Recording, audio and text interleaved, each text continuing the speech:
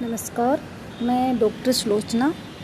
आज हम महात्मा गांधी के सविनय अवज्ञा आंदोलन की पृष्ठभूमि और उसका ब्रिटिश जो सरकार थी उस पर क्या प्रभाव पड़ा उसके बारे में अध्ययन करेंगे।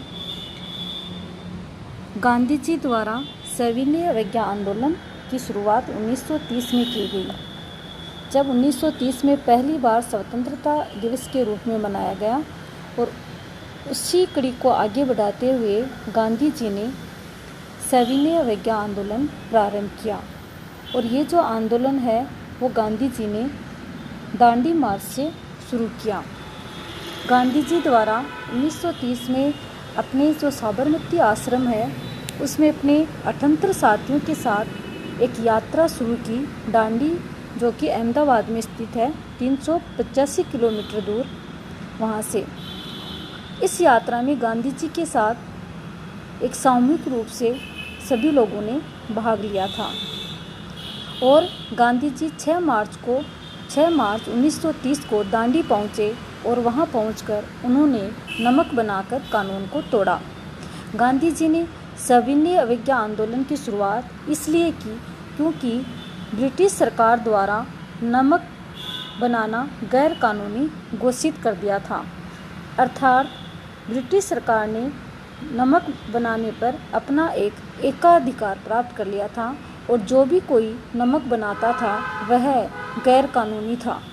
तो गांधी जी ने वहां पहुंचकर समुद्री जल के वाष्पीकरण से नमक बनाया और एक तरह से ब्रिटिश सरकार ने जो कानून बनाया था नमक नहीं बनाने का, उसका उल्लंघन किया, अवज्ञा की, और यहीं से नमक कानून की अवज्ञा शुरू हो गई पूरे देश में।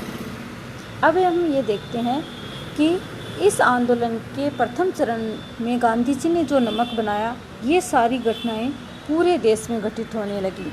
अर्थात जनता द्वारा नमक बना करके इस कानून को तोड़ा गया और एक तरह से यह सविनय अवज्ञा का प्रतीक बन गया। गांधी जी के इस आंदोलन में प्रसिद्ध कवयित्री सरोजिनी नायडू जो कि कांग्रेस की नेता थी और कांग्रेस की अध्यक्ष भी रही हैं, उन्होंने इस आंदोलन में भाग लिया और गुजरात के गरसाना स्थित नमक कारखाने पर अहिंसक सत्याग्रहों के मार्च का नेतृत्व भी उन्होंने किया था। सरकार द्वारा इस आंदोलन को दबाने के लिए लाठीचार्ज किए और इसमें बहुत से लोगों को गिरफ्तार किया गया और कई लोगों की मौत भी हुई। लेकिन इसके पश्चात भी धरना, हड़ताल और विदेशी जो वस्तुएं हैं उनके बहिष्कार को जनता द्वारा जारी रखा गया। सविनय अवज्ञा आंदोलन की जो एक खूबसूरती थी वो ये थी कि इसमें महिलाओं ने बड़ी संख्या में भाग लिया था। इस आंदोलन में जब ब्रिटिश सरकार को ये लगा कि यह आंदोलन चरम सीमा पर पहुंचने वाला है तो साइमन आयोग ने कुछ सुधार प्रस्ताव रखे और ब्रिटिश सरकार द्वारा नवंबर 1930 को लंदन में प्रथम गोलमेज सम्मेलन का आयोजन किया गया। कांग्रेस द्वारा उसमें स्वतंत्रता के लिए जो संघर्ष कर रही थी उन्होंने इस आंदोलन का बहिष्कार किया और इस आंदोलन में भाग नहीं लिया। लेकिन भारत के जो रजवाड़े थे उन्होंने इस आंदोलन का प्रतिनिधित्व किया। मुस्लिम लीग, हिंदू महासभा व कुछ नेताओं ने इसमें भाग लिया था। सम्मेलन का कोई निष्कर्ष नहीं निकला और ब्रिटिश सरकार ये जानती थी कि बिना कांग्रेस की भागीदारी के कोई भी संवैधानिक बदलाव है वो संभव नहीं है। इसलिए वायसराय लॉर्ड इरविन के द्वारा 1931 के प्रारंभ में कांग्रेस में दूसरा गोलमेज सम्मेलन बुलाया गया और ये प्रयत्न किया गया कि कांग्रेस भी इस सम्मेलन में भाग ले। अतः गांधी और लॉर्ड इरविन के बीच में एक समझौता हुआ जिसके तहत सभी राजनीतिक कैदियों को छोड़ने की बात कही गई, जो कि हिंसा का कोई मुकदमा जिन पर दर्ज नहीं था। कांग्रेस भी सविनय अवज्ञा आंदोलन को स्थगित करने के लिए तैयार हो गई थी, लेकिन इस इस समझौते में कुछ राष्ट्रवादी जो नेता थे वो इससे खुश नहीं थे। मार्च 1931 में कराची में वल्लभ भाई पटेल की अध्यक्षता में कांग्रेस में एक अधिवेशन हुआ और समझौते को कांग्रेस द्वारा अनुमोदित कर दिया गया और कांग्रेस ने दूसरे सम्मेलन जो गोलमेज द्वितीय सम्मेलन हुआ था उसमें भाग लिया। सितंबर 1931 में इस सम्मेलन में भाग लेने के लिए कांग्रेस के प्रतिनिधि के रूप में गांधी जी को चुना गया। कांग्रेस के कराची अधिवेशन में मूल अधिकार और जो आर्थिक नीति है उससे संबंधित कुछ प्रस्ताव भी पारित किए गए और इसमें देश में व्याप्त सामाजिक आर्थिक जो समस्याएं थी उसका भी वर्णन किया गया। इसमें उन मूल अधिकारों का भी वर्णन किया गया था जो बिना किसी जाति, धर्म और लिंग के सभी भारतीयों को देने थे। साथ ही इसमें भारतीय अर्थव्यवस्था को पटरी पर लाने की बात भी कही गई, जिसमें उद्योगों को प्रोत्साहन देने की बात भी कही गई। इस प्रस्ताव ने राष्ट्रीय आंदोलन पर कुछ समाजवादी विचारों के बढ़ते प्रभाव को प्रदर्शित किया। गांधी जी को कांग्रेस का एकमात्र प्रतिनिधि थे। इसके अलावा कुछ भारतीय भी थे जिन्होंने इस सम्मेलन में भाग लिया, जिसमें विभिन्न जो रजवाड़े थे, हिंदू, मुस्लिम और सिख संप्रदाय नेता भी इसमें शामिल थे। ये नेता ब्रिटिशों के हाथों की कठपुतली मात्र थे।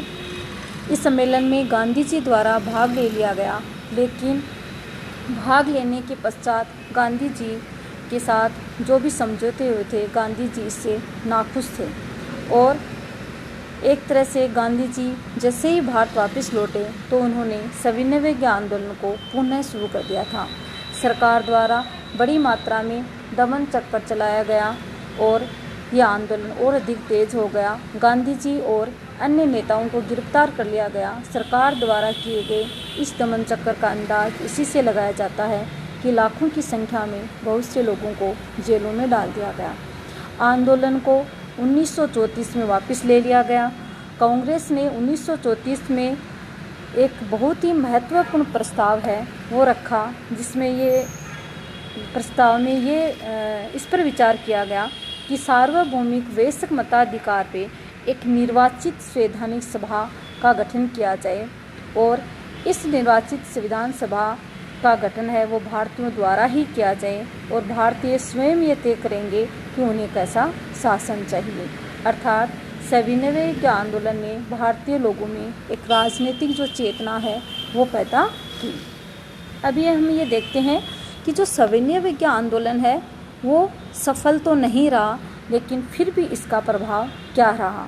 तो हम देखते हैं कि सविनय अवज्ञा आंदोलन जो कि नमक तोड़ो आंदोलन के रूप में जिसकी शुरुआत की गई थी, इसके द्वारा विदेशी वस्तुओं का बहिष्कार किया गया।